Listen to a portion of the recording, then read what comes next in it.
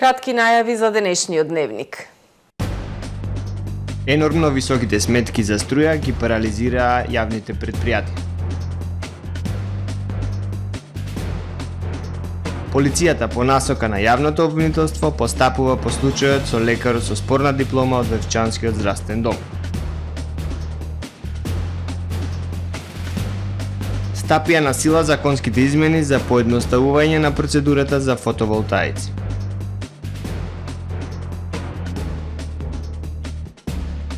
Антикорупцијска ќе предложи на владата да ја преиспита одлуката со која на Ада Горица и овозможи управување со земјиште во градиште.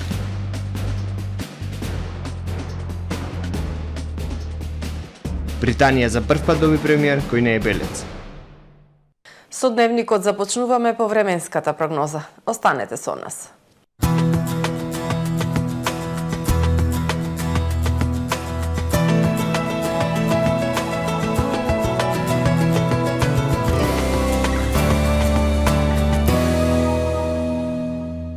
Во Охрид денес свежо утро, а во текот на денот сончево и топло време со измерени максимални 23 степени Целзиусови. Во текот на ноќта кон среда ведро и свежа. Утре над најголем дел од Европа претежно сончево со локална облачност и надпросечно топло време. Услови за локални врнежи од дожд на крајниот исток, односно во источноевропската низина. На Балканскиот полуостров во среда времето претежно сончево и топло. На север на полуостровот зголемена облачност. Максималните дневни температури на Балканот од 19 до 26 степени Целзиусови. Во Македонија во среда свежо утро. Во текот на денот сончево и надпросечно топло, со температури од 6 до 8 степени над повеќегодишниот просек за овој период од октомври. Ќе дува слаб до умерен североисточен и северозападен ветер. Минималните температури од 4 до 12, максималните дневни температури утре во Македонија од 21 до 28 степени Целзиусови. Во Охрид во среда времето претежно сончево и топло со слаб ветер, минималната температура 10, дневната 23 степени. Во следните денови претежно сончево и топло време, температурите надпросечни 20, односно 19 степени Целзиусови.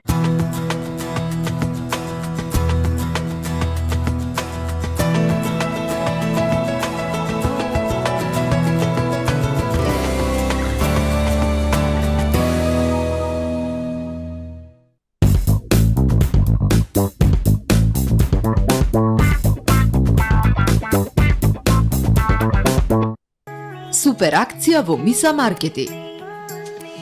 Воштане далматинска пршута 99 денари, чипси домачински 160 грама 75 денари, Маестро Павлака 670 грама 75 денари, Несквик Плюс 400 грама 99 денари, Златиборец домашна салама 229 денари, Кулен 245 денари, Чајна 199 денари, Сајос шампон или регенератор 440 мл 229 денари, Ленор Спринг 1700 мл или Голд 1500 мл 199 денари.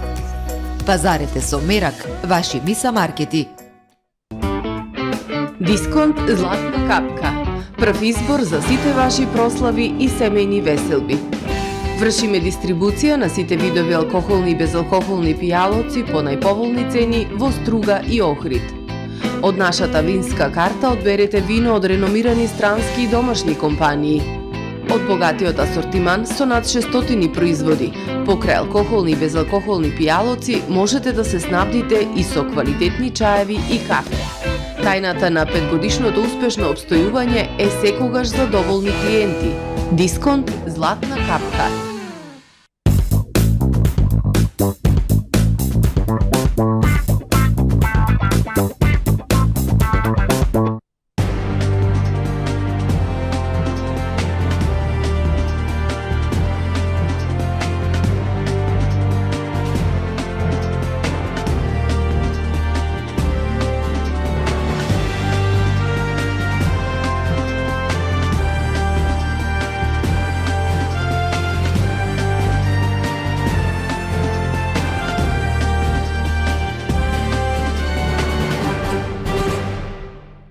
Добар ден, прво издание на Дневникот на ТВМ. Енормно високите сметки за струја ги парализираа јавните предпријатија. Се трупаат долгови, се оневозможува нормалното функционирање. Најкритична е состојбата во јавното предпријатие Водовод, каде сметката за електрична енергија во август изнесувала околу 350.000 евра.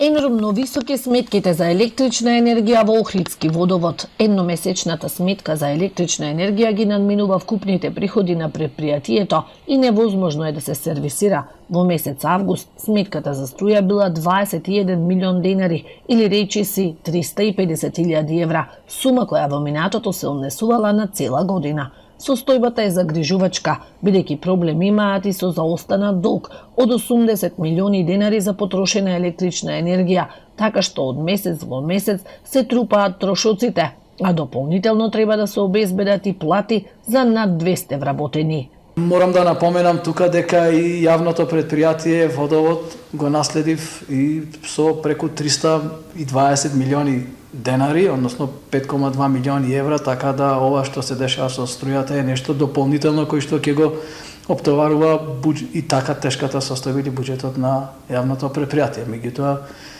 ќе бараме начини заеднички и со владата и со локалната самоуправа да излеземе од оваа состојба во која моментално се наоѓаме. Судбината на Водовод е неизвестна, но директорот уверува дека нема да дојде до исклучување на струјата на пумпните станици и општината ќе има постојано водоснабдување. Согласно законските прописи, бидејќи водата е основен извор за живот кај граѓаните, не би требало да се доведеме во ситуација да ги исклучат пумпните станици, меѓутоа и доколку дојде тоа, ќе се обратиме со времена мерка до судот да овозможиме водоснабдување на градот, односно да обезбедиме вода за граѓаните на општина Охрид. Високи сметки за струја има и во останатите охридски јавни предпријатија. Веднаш зад Водовод најкритично е во предпријатието колекторски систем, каде последната сметка е за 10 пати повисока од претходно и изнесува 11 милиони денари. За случајот со лицето кое со спорна диплома лекувало пациенти во здравствениот дом доктор Светозар Чочоровски во Вевчани, полицијата постапува по насоки од јавното обвинителство кое отвори предмет. Во врска со случајот во Вевчани, СВР Охрид презема мерки и работи по насоки на надлежното јавно обвинителство.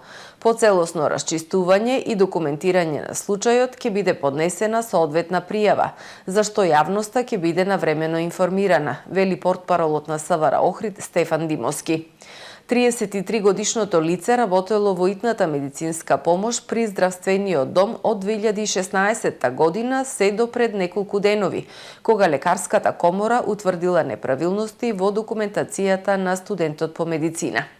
Надлежните ја проверуваат веродостојноста на документацијата која лицето ја приложило при вработувањето. Младиот лекар е времено суспендиран. Стапија на сила измените на Законот за градење со кои се поедноставува процедурата за домакинствата и компаниите за поставување фотонапонски електроцентрали за производство на струја. Процедурата е без административни постапки и не е потребно издавање на одобрение за градење од локалната самоуправа. Граѓаните и деловната заедница ќе може да постават најбрзо и по најповолни услови фотонапонски електроцентрали за производство на струја.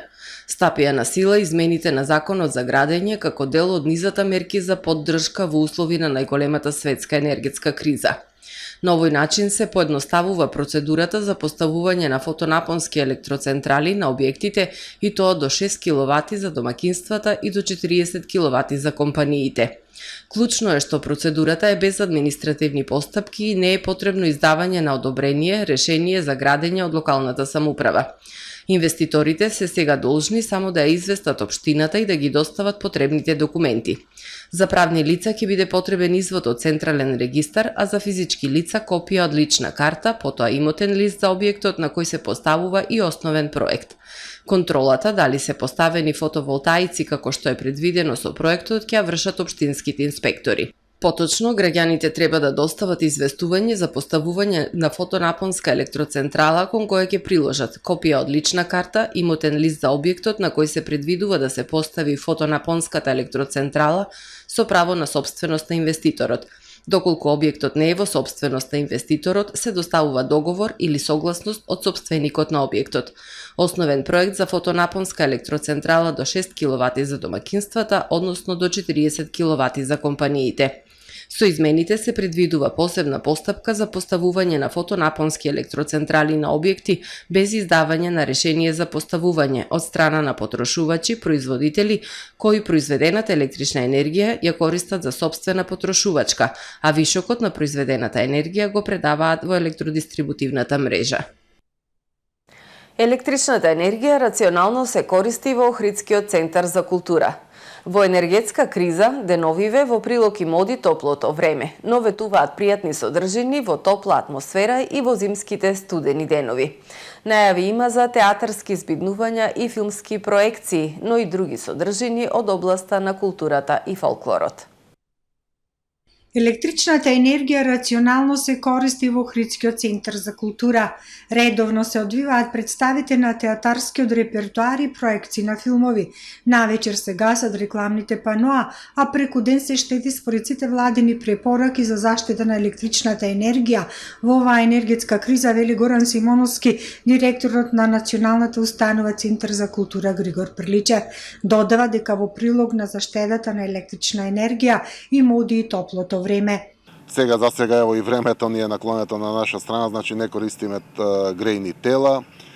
Кога би требало да ги користиме, ќе ги исклучиме овие термопечки. Ние се грееме за термопечки, ќе ги исклучиме тие термопечки, ќе размислуваме нешто за вработените да се вклопат во една канцеларија, да речеме, да топлиме само една канцеларија, да можеме да заштедиме.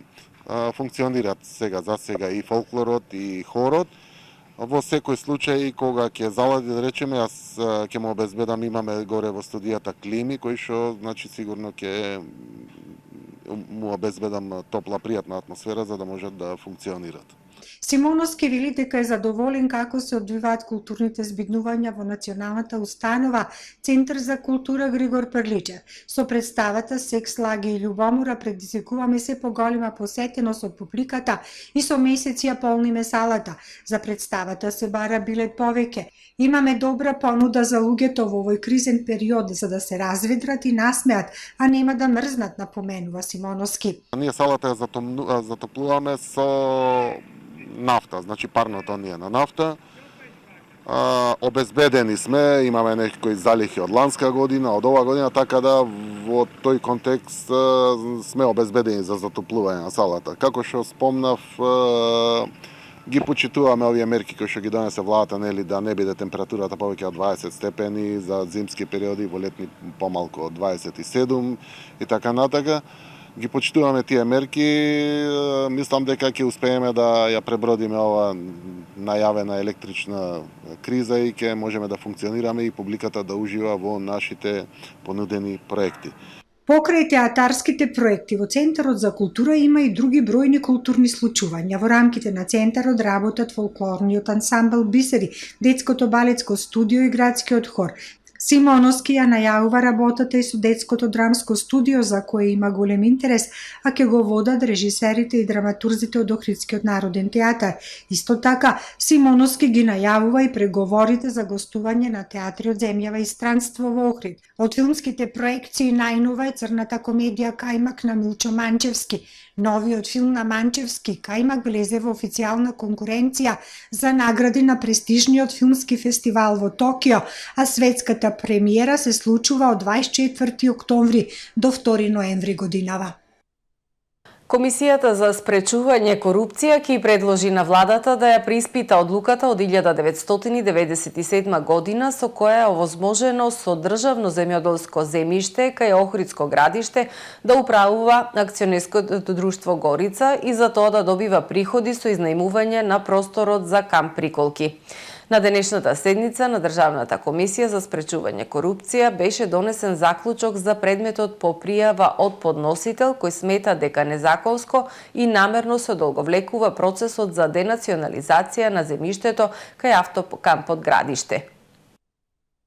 Со одлуката за распределба на земјиштето на комплексот Горица Охрид, донесена од владата на 16 јуни 1997 година, спорното земјиште било дадено на трајно користење во период кога Инекс Горица, сегашна Инекс Олгица, се уште била фирма во државна сопственост, односно до 2002 година била распродадена по број на акции на Агенцијата за приватизација, Фондот за пензиско и инвалидско осигурување и на Министерството за финансии, а од 2002 година акциите биле оттуѓувани. Во меѓувреме е променета сопственичката структура, тоест компанијата е приватизирана. По приватизирањето фирмата продолжила да има корисничко право на земјиштето и да го изнајмува на други правни лица врз основа на соодветни договори и при тоа да прибавува имотна корист. Комисијата констатира дека треба да се достави препорака до владата со цел да ја преиспита донесената одлука од 1997 година заради утврдување на правото на користење на земјиштето на друштвото кое веќе преминало во приватна сопственост. Во однос на сомнежот на пријавителот дека денационализацијата се одолговлекува намерно и дека утврдениот надомест не е соодветен на вистинската вредност на земјиштето на таа локација, комисијата по направен увид во документација утврдила дека нема потврда за наводите, нема елементи за натамошно постапување и дека за случајот се во тек постапки пред други надлежни органи. Грст медали за охридските теквондисти на меѓународниот турнир Србија Open 2022, кој викендов се одржа во Нови Сад, соседна Србија. Теквондо клубот Хвар Анкита Фалескоец Охрид учествуваше со 14 надпреварувачи, кои сите учествуваа во две дисциплини – форми, борба со замислен противник и спаринг борби, а исто така 4 искусни надпреварувачи настапија и како надпреварувач и како судија. Викендов таеквондо клубот Хвар Анките Флескоец од Охрид настапи на меѓународниот А класа таеквондо ИТФ турнир Србија Open 2022 кој се одржа во Нови Сад. На турнирот учествуваа 350 надпреварувачи од 42 клубови од 12 земји. Нашиот клуб под водство на Маријанчо Лазаревски, носител на црн појас петти дан, учествуваше со 14 надпреварувачи, од кои сите учествуваа во две дисциплини – форми или борба со замислен противник и спаринг борби. Четворица искусни надпреварувачи настапија и како надпреварувачи и како судии. Христијана Парулеска, Елена Јанеска, Давид Велковски и Божидар Димитриевиќ делеа правда и исто така и се надпреваруваа, па покрај одличното судење се закитија и со медали. Давид Крстевски, Христијана Парулеска, Елена Јанеска се закитија со златни медали во борби во нивните категории, а Елена Јанеска ја проба среќата и во потешката категорија над 70 кг за јуниорки од 16 до 17 години, каде доби сребрен медал. За жал ја победија судиите во финале. Бојана Китановска, Анастасија Чулчевска, Климен Богоевски, Теодора Тодороска. Сите надпреварувачи влегоа со срце и вкупно освоија 16 медали, од кои 5 златни, 3 сребрени, 8 бронзени, изјави Маријанчо Лазаревски. На 5-ти наредниот месец тој го најави учеството на меѓународниот таеквондо ИТФ турнир Дубровник Open 2022 кој ќе се одржи во Хрватска. Регулаторната комисија за енергетика денеска донесе одлука да ги намали цените на нафтените деривати од половина до 2,5 денари за литар. Со оваа одлука се врши намалување на малопродажните цени на нафтените деривати во просек за 1,41% во однос на малопродажните цени утврдени согласно одлуката на регулаторната од 19 октомври. Со ова малопродажните цени на бензините Евросупер БС95 и Евросупер БС98 се намалуваат за 1 денар и ќе изнесуваат 88 денари за литар, односно 90,5 денари за литар. Малопродажната цена на евродизелот се намалува за 2,5 денари и ќе се продава за 100,5 денари за литар. Екстра лесното масло за домаќинство се намалува за 1,5 денар и ќе чини 97 денари за литар. Малопродажната цена на мазутот се намалува за 0,43 денари и 1 килограм мазут ќе чини 49,4 денари. Британскиот крал Чарлс денеска го назначи Риши Сунак, лидер на конзервативната партија, за нов премиер. Со тоа Британија за прв пат во историјата доби премиер што не е белец. Следуваат и останатите вести од светот. Британскиот крал Чарлс III денес го назначи Риши Сунак, лидерот на конзервативната партија, за нов премиер. Сунак со тоа стана првиот британски премиер во историјата кој не е белец. Сунак дојде на местото на Лиз Трас, чиј мандат траеше 45 дена, најкраток во историјата на британската политика. Така Велика Британија го доби својот трет премиер оваа година, откако во 2022 влезе со Борис Џонсон на чело на владата. Сунак стана првиот британски премиер со азиско потекло, а позицијата шеф на владата ја презема во тешка економска ситуација. Има 42 години, што го прави најмладиот премиер во повеќе од еден век. Кој е Риши Сунак? Роден во Саутхемптон, Сунак се школувал приватно. Подоцна студирал на Универзитетот Оксфорд, а потоа и на Стенфорд. Стана пратеник во 2015 година и малкумина надвор од Вестминистер има слушнато за него, но до февруари 2020 веќе беше канцелар на државната каса. Тој мораше многу брзо да почне да се справува со пандемијата на коронавирусот, трошејќи огромни суми пари на обид да ја одржи економијата во живот за време на карантините, што ја зголеми неговата популарност.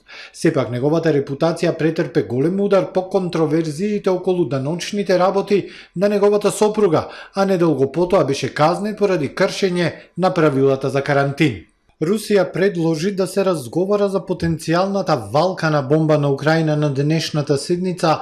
На Советот за безбедност на Обединетите нации изјави за ТАСС неименуван представник на Обединетите нации. Дискусијата на таа тема ќе се одржи по завршувањето на седницата на Советот за безбедност за Сирија, додава руската новинска агенција. Дебатата меѓу Русија и Западот за валканата бомба, конвенционална бомба со нуклеарен материјал, почна во неделата кога рускиот министер за одбрана Сергеј Шојгу изјави дека Москва е загрижена од Киев може да користи таква бомба за време на војната. Западот и Украина ја отфрлија можноста Киев да фрли ваква бомба на украинска територија.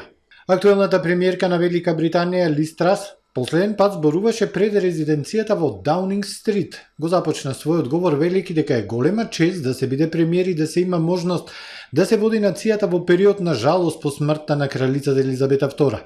Додаде дека е задоволна што за време на нејзиниот мандат кралот Чарлс станал нов крал. Рече дека треба да искористат слободата по Брекзит и да ги прават работите поинаку. Го заврши говорот посакувајќи му среќа на нејзиниот наследник Раши Сунак. По завршувањето на својот говор, Трас се упати кон Бакингемската палата со своето службено возило на последната аудиенција со кралот Чарлс. Риши Сунак вчера стана председател на конзервативната партија откако Пени Мордонт се повлече од трката. Ова му даде директен пат на Сунак да стане нов премиер на Велика Британија. Лиз Трас поднесе оставка како премиер минатата недела, по 45 дена на таа функција. Најмалку 9 лица загина откако циклон го погоди брегот на Бангладеш, соопштија денес властите. Дрвја и столбови за струја се откорнати, а водата ги поплавила ниските области откако циклонот наречен Ситранг ја погоди областа во текот на ноќта вчера.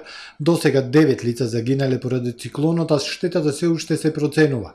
Тројца членови на едно семејство, меѓу кои 4 годишно дете, загинале кога дрво паднало врз нивната куќа. Невремето опустоши огромни полиња со земјоделски култури во областа на островот, а владата евакуираше повеќе од 300.000 жители на крајбрежјето пред циклонот да го зафати копнениот дел. На социјалните мрежи се појави уште едно видео на американскиот претседател Џо Бајден, на кое се гледа дека тој повторно делува збунето и изгубено во просторот. Овој пат Бајден успеа да се изгуби во сопствената градина, откако засади дрвце на јужниот тревник. Тој изгледаше и целосно збунето додека се обидуваше да се врати во Белата куќа. Вака, господине, се слуша како му вели чуварот, а тој одговара: мислев дека одиме на другата страна. Непријатниот момент е последен по низата инциденти кои му се случија на американскиот претседател во изминатите неколку месеци, а кои го доведува во прашање неговото здравје. Минатиот месец Бајден се изгуби на сцената по неговиот говор на конференцијата на Глобалниот фонд, а неколку дена подоцна. На друг настан ја повика конгресменката од Индијана која загина во сообраќајна несреќа во август. Сепак во едно неодамнешно интервју Бајден ги отфрли сугестиите дека е премногу стар или неподобен за повторно да се кандидира во 2024 година. Почитувани гледачи, ова е се што подготви информативната редакција на ТВМ за денес. Ви благодарам што бевте со нас. Пријатно!